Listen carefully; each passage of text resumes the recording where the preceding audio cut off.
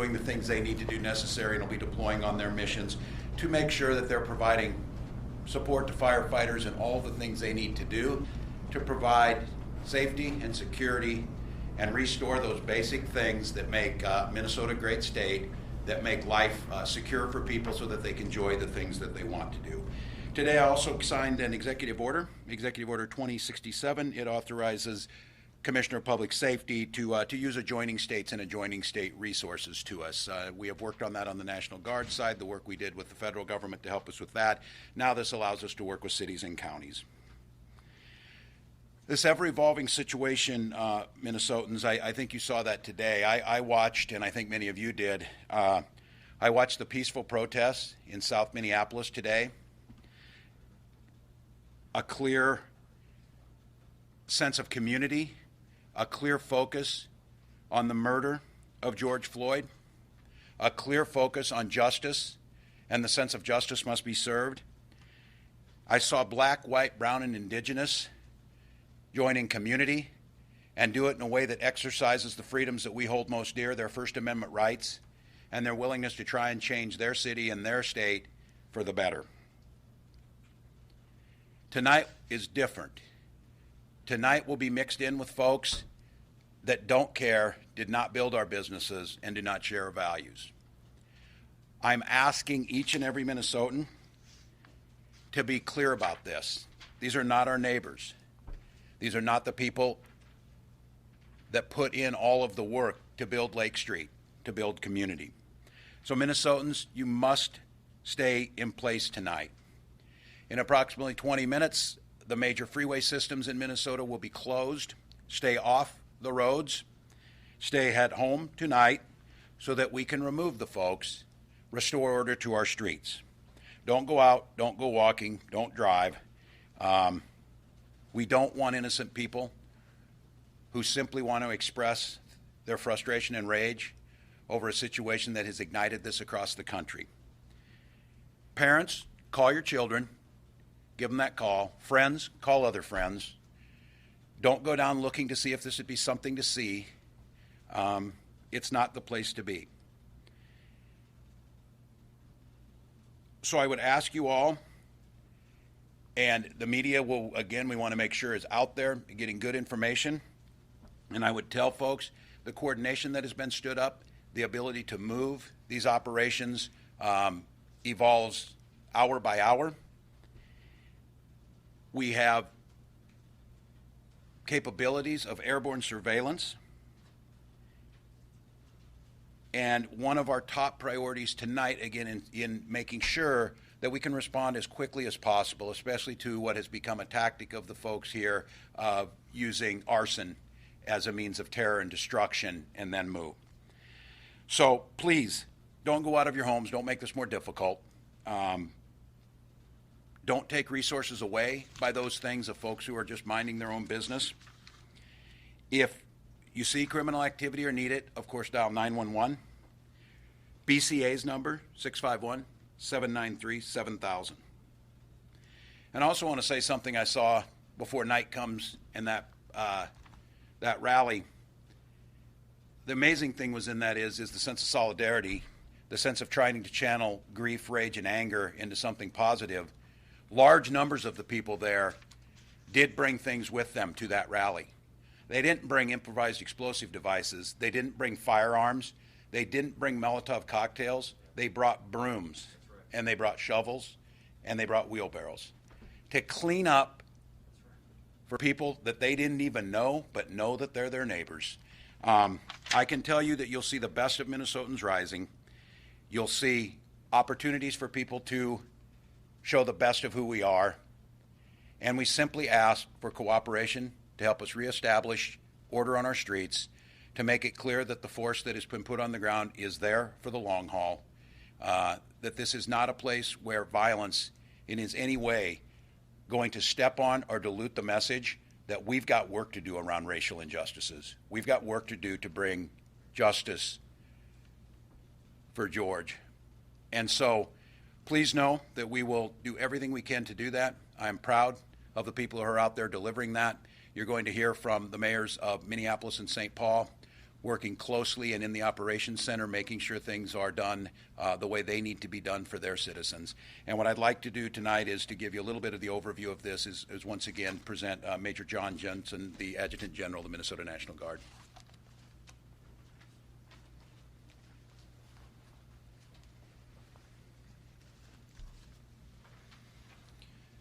Good evening. I'm Major General John Jensen, the Adjutant General of Minnesota. I'm reminded tonight that 1 week ago today, Minnesota Guardsmen stood in 6 communities across our state to include Minneapolis and St. Paul. Our mission was significantly different then. A week ago today, in support of the Department of Health, we offered free community COVID-19 testing. A week later, we still stand with the citizens of Minneapolis and St. Paul. While it may be in a different role, we were there for the citizens and for our 2 mayors.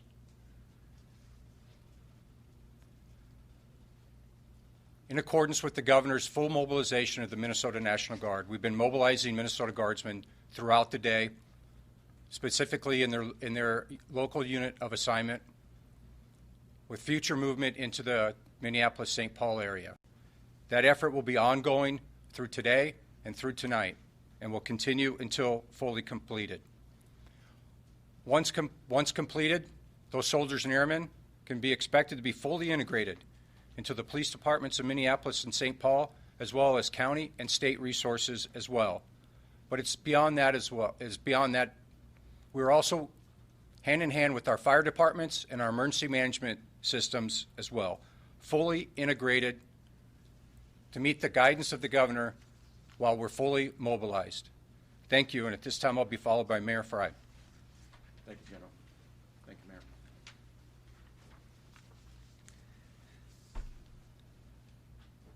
We saw a showing of love in Minneapolis today. Thousands of volunteers, residents, community members taking action, helping each other pick up the pieces from last night. There was pure compassion and an outpouring show of support. That's what was on display. Those are the groups that represent Minneapolis. That is who we are. The groups planning on being out tonight do not support us in any way, shape, or form. These are forces that run antithetical to our values, forces that over the last 48 hours have overrun our streets. I cannot tell you how completely that has broken my heart.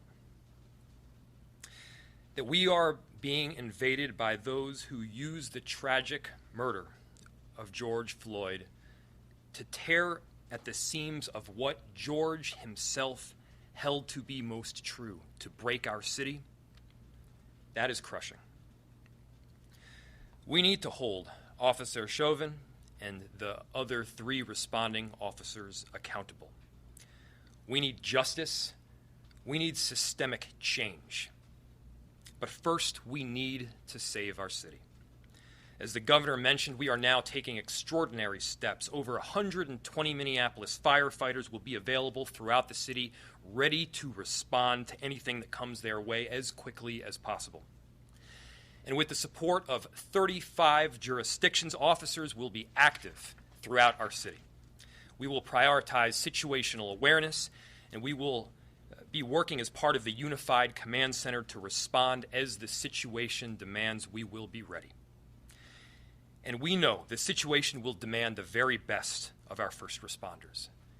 The situation will demand the very best of our residents. So please, Minneapolis, please, support our first responders tonight by giving them the space to protect us and stay home. Mayor Carter.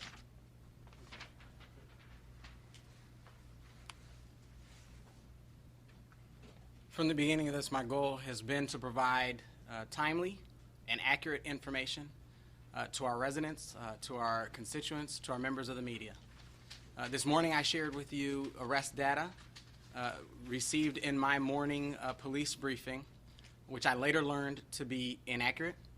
I have taken further steps to safeguard our ability to provide relevant and accurate information, and will ensure that those steps are taken in the first place and taken in the future. And I take full responsibility for that. Looking forward, we have work to do.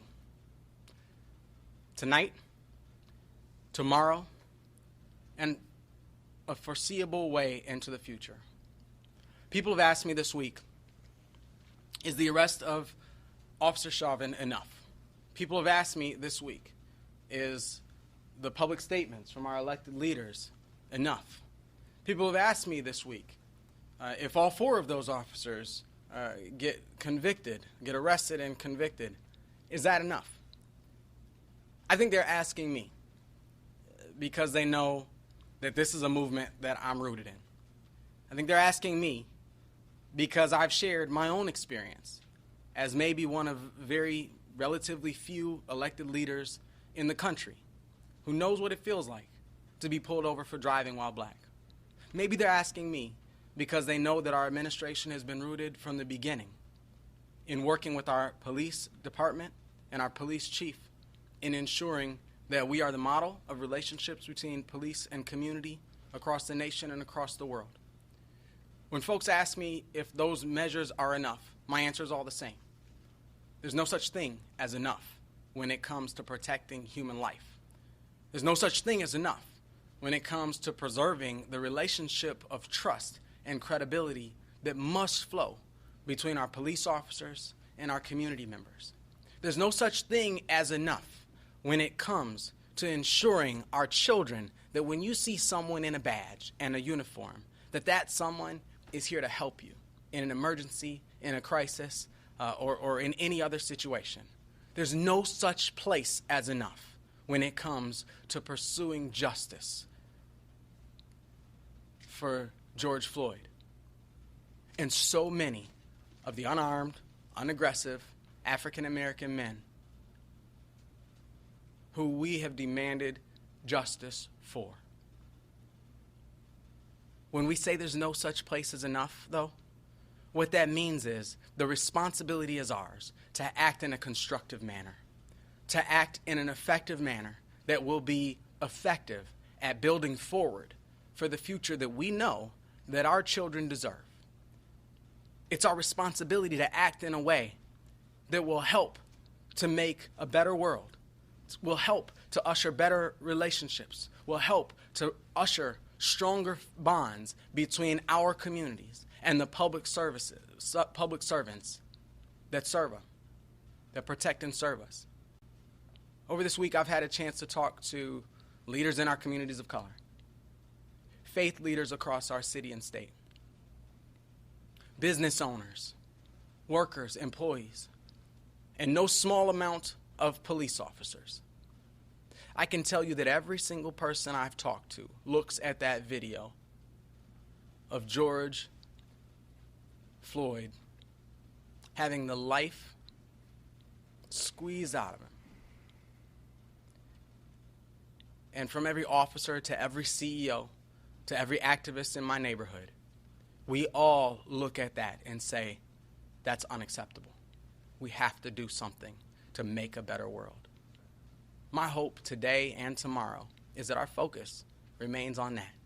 My hope today and tomorrow is that our focus remains on telling the world that Mr. Floyd should still be alive today, on telling the world that those responsible for taking his life must be held accountable, all of them, not just one, but all 4 of them. And for telling the world that we as a city, we as a state, we as a society are redoubling our effort to ensure that we stop seeing these things happen. Unfortunately, events of this week have taken our focus away from those critical missions. Events of this week have distracted us, have sought to exploit the death of Mr. Floyd for the purposes of further destroying the communities that have been most traumatized by his death. We will not accept that as normal. We will not receive that as acceptable. As I said earlier, we live in a world, we live in a city where we neither accept the death of unarmed African American men, the wrongful killing of unarmed African American men, nor do we accept the willful destruction of our neighborhoods. Those are not opposing goals. They're one and the same. This is a moment in which we get to rehearse our shared humanity. As I talk to our neighbors, to our residents, to our advocates, and everyone else, I hear some people say, even in America, the accused get a right to fair process, that, don't rush to judgment to those officers too quickly. I hear them say, make sure that he has a chance to be, to have fair process. Don't be judge, jury, and executioner. Make sure he has a chance to hear his say. Every time I hear that, it reminds me that we're all in the same humanity.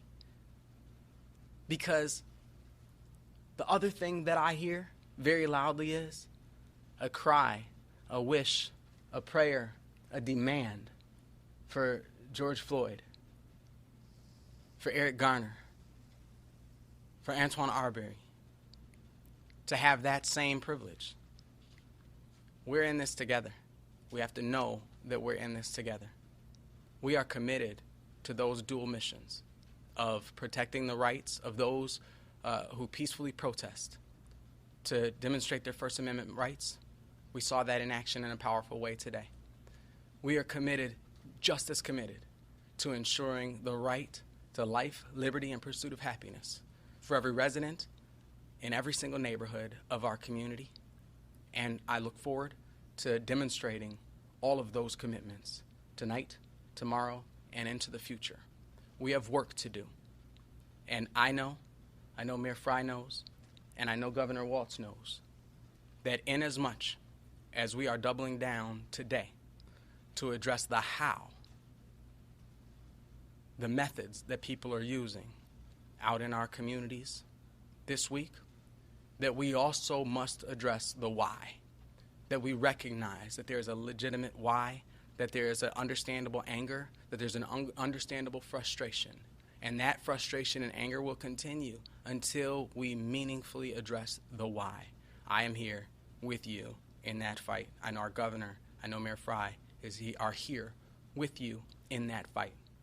We must engage in this work in a way that will help us to build our neighborhoods, in a way that will help us to build our economy, in ways that will help us build the jobs in the neighborhoods, right in the communities that have been hardest hit by our pandemic, by our economic crisis, by the trauma of the video we saw this week, and yes, by the unrest that we've experienced across our state and across our country over the past days. Those of you who, like me, want to keep the focus on George Floyd. Those of you who, like me, want to keep the focus on making a better world, on ensuring that those who are responsible for the wrongful taking of life are held responsible for those actions, we must stand together today by staying home so that we can separate ourselves from those who seek to destroy. Let's work together to create a better future. Thank you. Thank you, Mayor. Thank you, Mayor Carter, Mayor Frey, General Jensen. Right before I came over here, we'll take a few questions. Before I came over here, I was on with African-American leaders, many of the elders, reverends, bishops, doctors, and many of those old enough to remember when the construction of a freeway ripped across Rondo. And it wasn't just physical, it ripped a culture, it ripped who we were. It was an indiscriminate act that said this community doesn't matter, it's invisible. This is a convenient place for us to put a highway so we can cross over this place and go from the city to go out to the suburbs. Those folks told me that left a trauma, especially on young African Americans in there. I think most of us recognize we're going to get a handle on this thing. We're going to bring stability back to our streets. We're going to need to be able to rebuild. But I think most of us already have a grasp of the historical nature of this. There is a pre-George Floyd, Minnesota, and there will be a post-George Floyd, Minnesota. We get to decide what it looks like. Tom? Governor, last night the curfew enforcement at best was passive, at worst it was non-existent. Can you assure Minnesotans tonight it will be far more strict, and are you prepared to make mass arrests if that's necessary? Yeah, and as we said again, the curfews are for the folks to stay home, to stay off the streets. I'm telling you again, stay there. tactical situations change, and when they changed last night, I'm not going to put my people at risk. What I'm telling you tonight is the assumption is right now, if you're on the streets past 8 o'clock, you are part of what is going on. It's not going to be tolerated, and we will do everything we can to make that happen. So that will be happening. Yes. Governor, earlier today you estimated that 80% of these demonstrators causing havoc were from out of town. Is that still your belief? What's the intelligence or data for that? Because as Mayor Carter referenced, the arrest data did not reflect that. Well, some of the data points are, I think so. We'll find out when this is over. We'll have a much bigger data set after tonight, and that will be able to see what's happening. I certainly on this would say, whether they're from Minnesota or not, if you're out there doing that at night, you're not sharing these values. You're not sharing who we are. And I would just say this to a Minnesotan who's interested out there. Don't be this thing that makes you famous. Don't have your name be published out there tomorrow that says you burned down our cities. Don't be the one to say you destroyed that business that's been there for 50 years. So we'll continue to look at it. And Governor, where did that statistic come from? Where did that estimate come from? On the day, I get a lot of reports from what we're hearing on the streets. Some of this is, of course, human intel that comes to us, and that was what we were starting to see. So we'll see tonight whether it's right or wrong. I believe that was the case last night, or you're not sure at this point? I still think in a fluid situation like this, I assume that it is. It'll change tonight, and we will make sure that we're getting as much data out as possible. My concern right now is security on that street. Governor, when will the people in these key flashpoint neighborhoods, like 38th in Chicago, like Lake Street, like University Avenue in St. Paul, when will they see police forces, the National Guard, in their neighborhoods? I want to be very clear about this. We're not going to telegraph too much what will go on. It's very clear on this. This is a very simple order. There's a curfew issued by the mayors and backed by the state that you shouldn't be on the streets tonight. And I will leave it at that. When you decide to make the decision to go outside tonight, the assumption is you're out there to join in the wanton destruction. But will the presence be seen earlier than it was last night in some of these important communities? Does the Fusion Center still believe that 70 to 75,000 agitators are coming in from out of state tonight? I can't speak to that. I think one of the first things is that I think originally on this, there was a peaceful protest scheduled with a lot of our national leaders. Many of them came in earlier. They were smaller, and I think there was a change made on that. So I won't speak directly to it, but I think it was a change more. So I think what you saw this afternoon was the thought that there would be a large peaceful protest with national figures speaking to the group. I think that situation changed by Thursday once the violence increased. So I don't believe so. Governor, I just saw a huge increase in the law enforcement presence at the state capitol, both National Guard and state troopers. We saw 50 to 100 of them, it appeared, going into the building. Is there a credible threat against the state capitol? I'm not going to speak to what we get right now. One of the things is we know we have a National Guard armory directly down the street and some of the staging, but at this time I'm not going to speak to the individual intel. But are you concerned that is a big symbol in Minnesota? You want to protect it? Well, we certainly will protect it, and we'll protect others. The one thing I want to be clear of is that we're not leaving neighborhoods behind on other things, but folks have proven that they will go after anything. They took, again, libraries, public infrastructure, and so we're ready, prepared. Yes. For Mayor Frey, I have a quick question. I'm hearing reports of people, collecting picnic tables and things from their backyard to barricade off their own streets. I mean, have you failed Minneapolis to leave them to defend themselves from these tens of thousands of people that are descending on the city? We have done everything possible for Minneapolis thus far, and what was very clear very early on is that the math simply didn't work. This wasn't a matter of lack of planning or poor strategy. We simply did not have the numbers in our police department to be able to respond to groups of 100+ people at a time in many different locations all throughout the city, looting and burning. So we made the aggressive move to ask for National Guard on Wednesday. We're very appreciative for the support.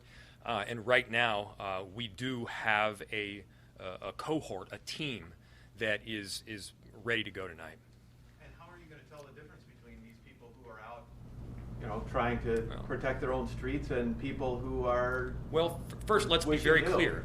We made clear in the curfew order that people are to stay home. The way we are able to tell the difference is that the people who are out are largely those who are doing wrong for our city. And so we're making it very clear, if you care about our city, if you believe in the values that we represent, we need you to stay home. And this is not just about staying home because otherwise you'll get arrested. This is about staying home because it is the right thing to do for Minneapolis. That's who we are. What do you say to the folks who are like, I can't stay home, I have to be at my business or it's going to be destroyed. No one's protecting it but me and a few of my friends. I totally understand the concern. You know, it is our responsibility to do everything we can to protect businesses. We do have plans in place to prevent the looting, which we've seen over the last several days, as much as possible, but life has to come first. Life has to come first. And if that's the value and that's the goal, then the first thing that they need to be doing is staying home. We're no longer at the point where we're like for peaceful protesting.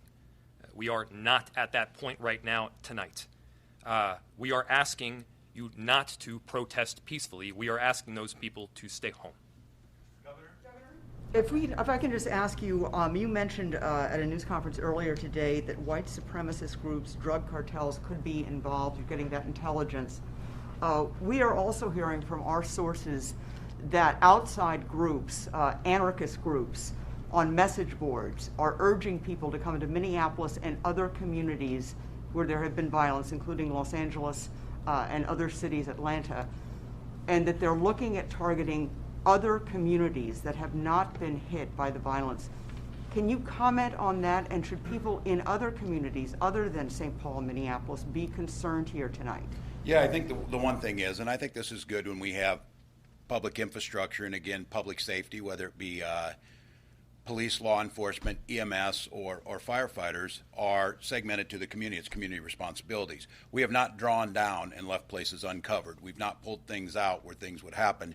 So the city of Lakeview, the city of wherever it might be, they continue to have what they have. But I think certainly these folks do that. And it's about trying to sow misinformation. It's trying to sow fear. And like I told so many, we've got a lot of folks, General Jensen's folks, who've tried to defend us and defend us as a nation. One of our great freedoms is security.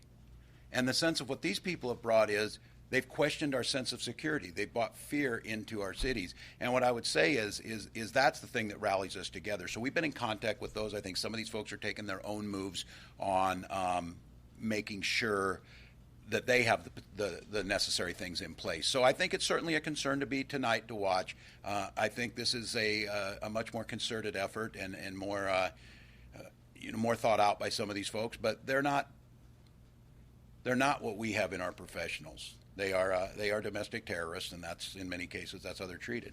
Governor, any update on whether or not you will accept federal help in the form of troops from President Trump? I know you talked to the Department of Defense and Joint Chiefs of Staff. Yeah. Any update on that? Yeah, here's what I want to be clear about is this is not about taking because we get more. I can get more from North Dakota in half the time.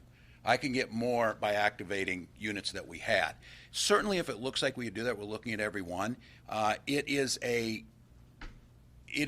this point in time, it's not about, oh, you didn't take all the support, you'd had more troops on the ground. They won't be here till Monday and Tuesday, even if you requested them. We'll look as the situation evolves. But there's a really big move in how we work as a republic in having federalized troops on the ground. The troops that are here tonight are teachers from Wilmer and store owners from New Ulm and college students from Minneapolis. And I think in that, in how quickly we respond, how quickly we work together, we're using federal assets to help us when we can. They've been very collaborative. But this issue of saying you're either going to take federal portions or you're not taking everything you can is a bit of a misnomer at this time.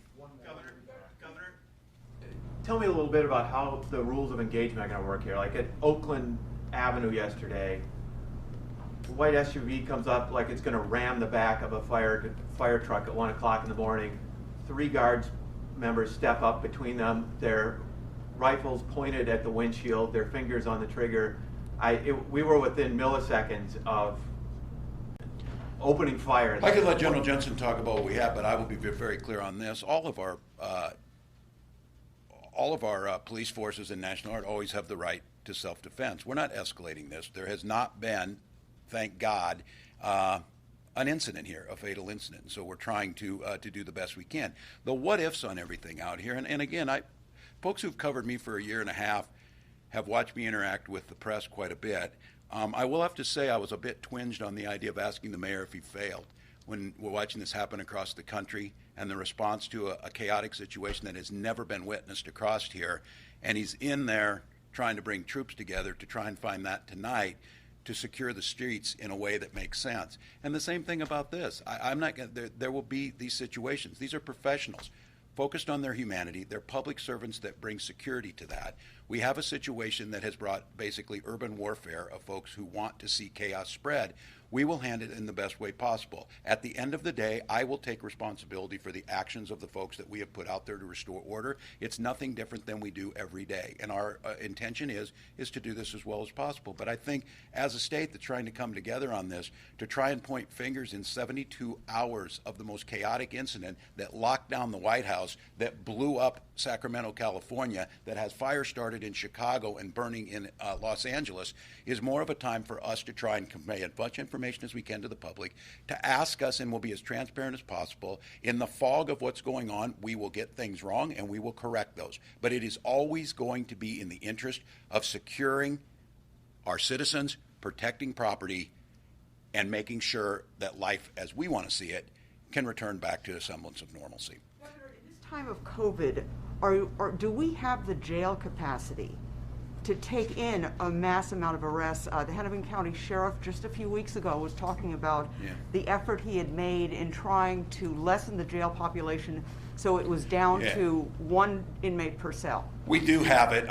Again, there will be a time for this, and I need to be very clear about expressing my concerns on this. I am deeply concerned about a super spreader type of incident that we've seen after this. We're going to see a spike in COVID-19. It's inevitable. We will do all we can to deal with it, but I think this is one of those situations where we triage the biggest threat. We will have that space. We have planned for that accordingly. Our hope is, again, that people listen. I guess you could make the decision on this of what people have seen 4 days, heard what we said. If you think these are reasonable folks and they're just kind of surprised that, people are, why is everybody so upset? Why is there a guard presence on here? All we did was burn down 170 buildings, put people's lives at risk, and totally destroy civil society for the sake of we thought we could. So we're anticipating that those people are probably pretty committed to coming back out again tonight, so we're prepared for that. I would say this for the rest of you. We will be standing up, Teddy will talk to you about this, a pretty extensive information flow tonight that will be being birthed constantly for you. I think Paul Snell will be helping us. That the Director of Corrections is over helping at the Fusion Center that's working in. That's correct. All right. We'll be back for more. Thank you. Thank you all. I'm sorry you got that question. At a time like this, it's a very lot of decisions. We have to push back.